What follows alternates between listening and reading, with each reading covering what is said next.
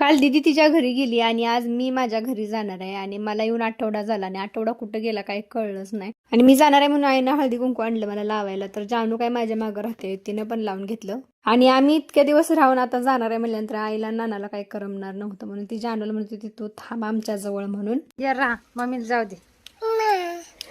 मग ती अगोदर थांबती म्हणली तुमच्या जवळ आणि मम्मी जाणार आहे म्हणल्यानंतर नाही म्हटली.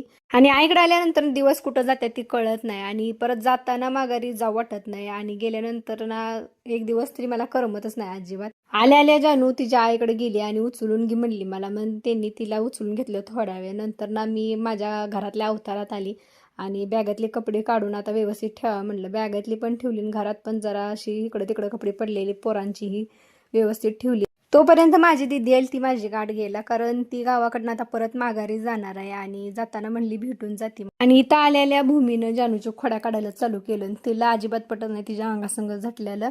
नंतर ती थोडा वेळ बसलीत आणि माघारी जायला निघालीत कारण त्यांना वेळ होत होता, आधीच उशीर झालता, त्यांना पुढं पण जायचं होतं. आता हिंडून फिरून सगळं झाले आणि थोडा वेळ रानात जाऊया म्हणलं, भांगलायचं पण होतं, नाहीतर म्हणलं आपल्यावर चिडते. आणि माझ्या अगोदरच जानू अंशू त्यांच्या आईसोबत येऊन रानात बसली होती.